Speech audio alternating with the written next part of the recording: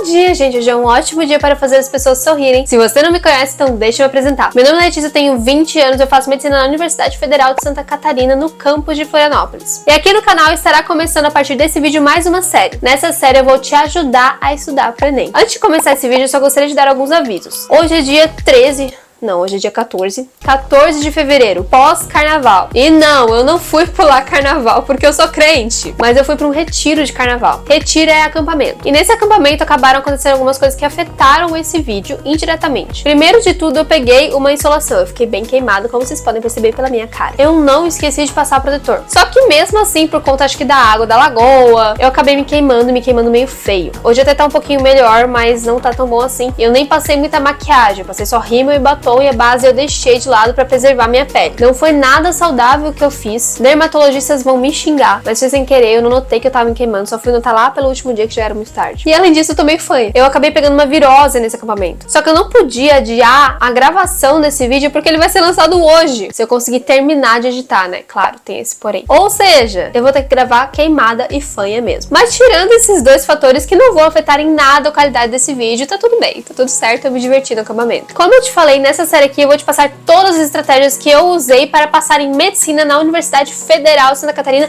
pelo Enem. Sim, eu passei pelo Enem, apesar de ter uma série aqui no canal sobre a UFSC. Nessa série sobre a UFSC eu te ajudo a chegar na minha nota, que não foi suficiente para passar, mas foi muito perto. Mas nessa série do Enem aqui, não. Eu vou te ensinar como eu consegui a minha nota para passar em medicina na Universidade Federal de Santa Catarina. Eu passei pelo SISU de 2023, pro segundo semestre de 2023. Passei com essas notas aqui. Da mesma forma que a série da UFSC, esse vídeo aqui ele não é um vídeo muito aprofundado, ele é um vídeo mais introdutório para quem não conhece, apesar de que é muito difícil, mas não conhece o Enem e o SISU. Eu vou explicar o geral. É possível sim que eu passe algumas dicas que talvez seja de interesse a quem está estudando há mais tempo, mas no geral o público-alvo desse vídeo não são essas pessoas. São na verdade pessoas que não conhecem a prova do Enem ou o SISU. Mas essa série é para todo mundo que quer estudar para o Enem, então é para você também. Então não se esquece de me seguir aqui no canal e ativar o sininho para não perder nenhum vídeo dessa série. No vídeo que eu falei sobre a UFSC, o primeiro vídeo daquela série, eu expliquei mais ou menos como é que funciona o ingresso na Universidade Federal de Santa Catarina, já que você pode ingressar tanto pelo vestibular quanto pelo Enem se você não for indígena ou quilombola, porque se você for indígena ou quilombola, você ainda tem um vestibular próprio que você pode tentar ingressar também. São basicamente as três formas de ingresso principais da Universidade Federal de Santa Catarina. Então se você quer saber um pouquinho mais como ingressar na UFSC, quantas vagas são por processo seletivo, eu te recomendo dar uma olhadinha naquele vídeo, porque eu não vou repetir aqui. Nesse vídeo aqui eu vou falar apenas do Enem, até porque tem pessoas que estão vendo esse vídeo que não querem ingressar na UFSC, então eu vou deixar a UFSC um pouquinho de lado, apesar de que sim, vai me ajudar sim nesse vídeo. Se você quer passar pra UFSC pelo Enem, claro que esse vídeo é pra você, mas geralmente da UFSC eu vou falar naquela série lá, não nessa aqui. Diferentemente do vestibular da UFSC, o processo seletivo utilizado pela nota do Enem e a prova do Enem são coisas diferentes. No vestibular da UFSC, quando você se inscreve pra um, você automaticamente se inscreve pro outro, e é impossível desassociar essas coisas. Então quando você faz a prova, você automaticamente já escolhe pra que curso você quer entrar, e quando sai o resultado da prova, automaticamente esse resultado está linkado à lista daquele curso que você escolheu. No Enem isso não existe. Prova e processo seletivo são coisas totalmente diferentes. Você pode fazer a prova e garantir o seu resultado e sem participar de um processo seletivo, que seria no caso SISU, ProUni, entre outros. Eu já vou falar mais um pouquinho sobre isso. A inscrição dessas duas coisas também é diferente. Você tem que se inscrever para a prova e para os processos seletivos que você quer prestar. Vamos falar primeiramente sobre a prova. Depois eu falo um pouquinho sobre os processos seletivos. As inscrições do Enem geralmente abrem lá por março, abril. Novamente, quando você se inscreve para o Enem, você não está se inscrevendo para o SISU ou para o ProUni ou para o FIES. É apenas para a prova e para o resultado dessa prova, ou seja, para sua nota. E geralmente a prova é realizada lá no começo de novembro. Os portões abrem meio-dia e fecham à 1 da tarde. E pelo amor de Deus, não vira meme no Enem. É muito comum a gente ver meme na internet de pessoas que chegaram atrasadas para a prova. Isso acontece porque não tem colher de chá. O portão vai fechar obrigatoriamente à 1 da tarde, independente se você está correndo lá na esquina. Eu acabei esquecendo de falar, mas eu tô um pouquinho rouca também. Então, por favor, não chega atrasado no dia do Enem. Se programa para chegar 1 hora antes, se for necessário, se você tiver com medo de se atrasar. Se você for depender de ônibus, principalmente, chega antes. É muito comum o ônibus atrasar, e isso pode te tirar da prova. E mesmo se você tiver de carro, toma um pouquinho de cuidado, porque afinal domingo de Enem é domingo de trânsito. Então se programe com muita antecedência. A prova é feita em 2 domingos consecutivos e tem períodos de duração diferente dos 2 dias. No primeiro dia nós temos 90 questões de múltipla escolha de alternativas de A até E. E além disso, no primeiro dia nós temos também uma redação. Por isso o tempo do primeiro dia é maior, 5 horas horas e meia. Enquanto que no segundo dia nós temos 90 questões também de múltipla escolha, mas sem uma redação. Então são 5 horas de prova. No primeiro dia nós temos linguagens, que abrange português e língua estrangeira, sendo que pode ser inglês ou espanhol, e também humanas. E no segundo dia nós temos natureza, que abrange física, química e biologia, e também matemática. Além de, é claro, uma redação. São 45 questões de cada uma dessas grandes áreas. E em linguagem são 40 questões para português e 5 questões para língua estrangeira. Após a realização da prova, geralmente no começo do ano seguinte, nós temos o resultado, que é a sua nota do Enem. Você pode ver o seu resultado na página do participante, que é bem intuitivo, então não é difícil de você achar o seu resultado lá. Quando o site não cai, o que geralmente nunca acontece no dia que sai o resultado. As notas do Enem, elas podem teoricamente variar de 0 a 1000. Por que eu tô falando teoricamente? Porque nas grandes áreas, elas nunca variam de 0 a 1000 por conta do TRI, que é algo que eu já vou explicar ali na frente. Mas é pra ser de 0 a 1000, e pra você ter uma base, sempre vai ser uma nota de 3 dígitos. Então sempre vai ser 700, 600, 500, 300. E a nota da redação sempre varia de 0 a 1000. E essas são as notas que você vai utilizar nos processos seletivos. Na UFSC, é possível ingressar pelo Enem pelo processo seletivo chamado SISU. E é óbvio, vai ter um vídeo nessa série só para esse processo seletivo, que é o SISU. Vou te ensinar todas as estratégias que eu usei para entrar na UFSC. Como eu te falei, se você quiser saber sobre o vestibular para ingressar na UFSC, eu te recomendo assistir o outro vídeo que vai estar aqui, que eu até acho que eu já coloquei nos cards, mas se eu não coloquei, eu vou colocar de novo. Vou falar um pouquinho mais sobre o SISU mesmo. SISU pelo Enem são 30 vagas para a UFSC todo ano para ingresso no primeiro e no segundo semestre. Você não pode escolher em qual semestre você vai ingressar. Não é bem por sorteio, é basicamente metade das vagas são pro primeiro semestre e a outra metade são pro segundo. Dessas 30 vagas, 13 são para ampla concorrência e o resto é tudo para cota. Se você vai fazer o Enem, é importante você ficar de olho em algumas datas. Lá no começo do ano, perto do ProUni, FIES, SISU, geralmente é lançado o cronograma do Enem, antes mesmo de sair o edital. Nesse cronograma estão algumas datas muito importantes. A primeira dela é a solicitação de isenção do Enem. Se você não sabe, para você fazer a prova, você precisa pagar uma taxa de inscrição. Mas se você não tem condições, você pode pedir a solicitação.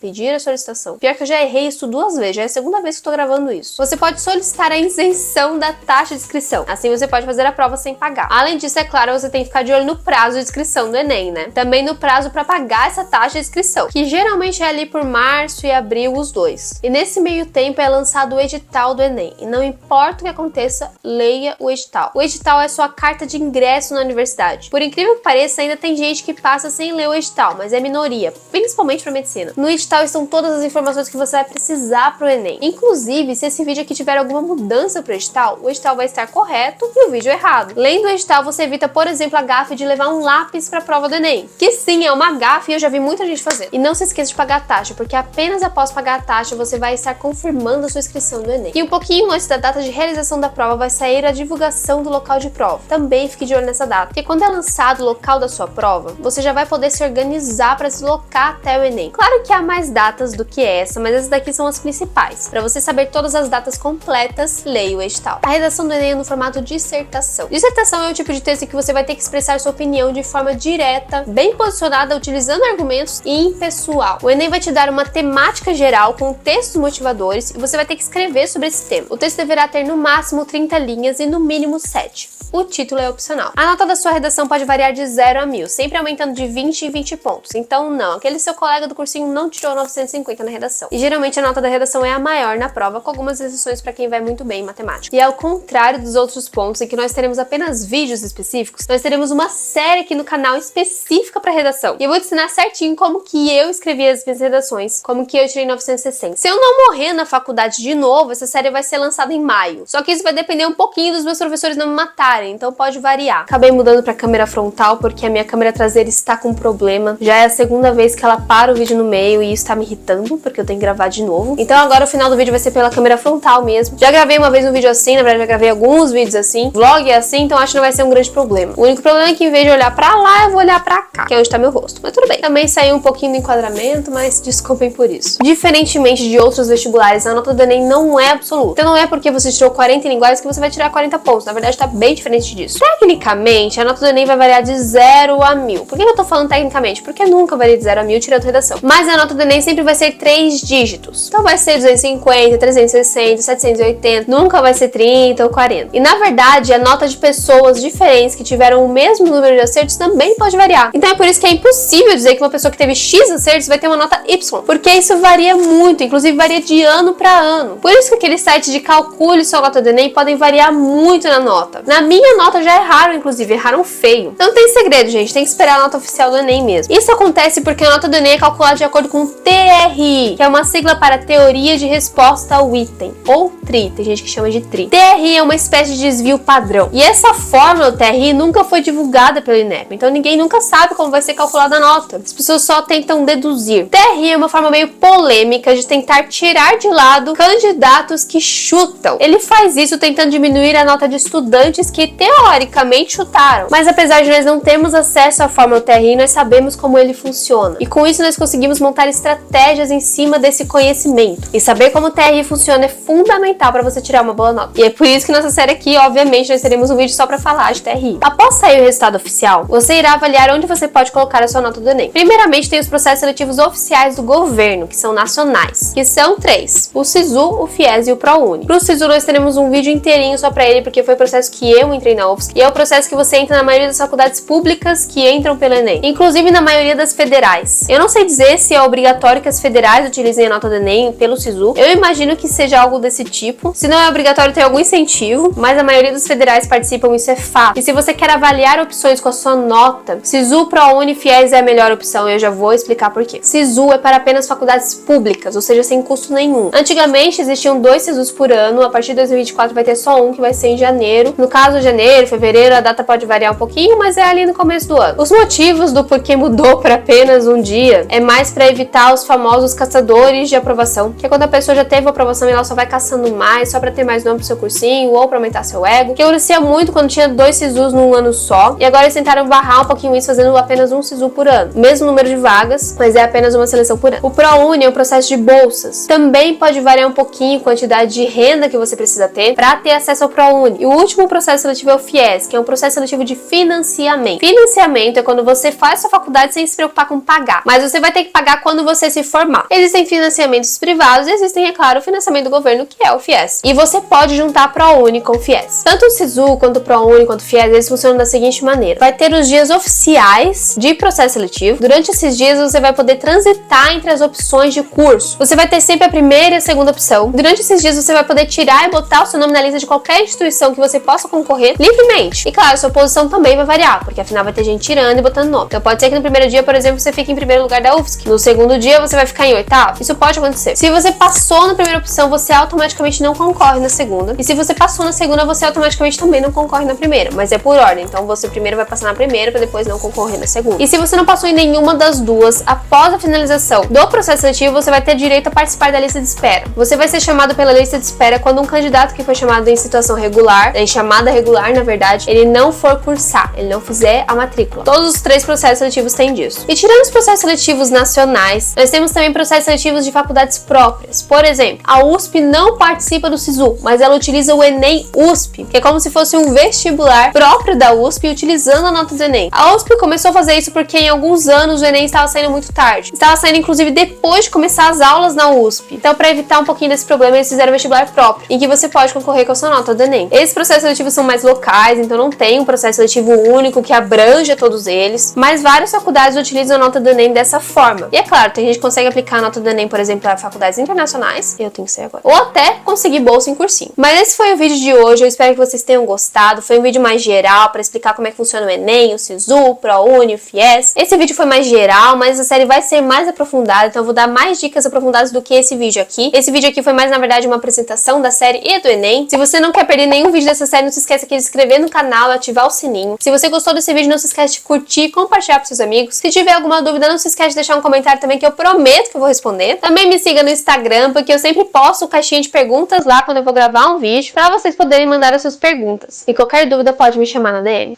Beijo, gente, até mais!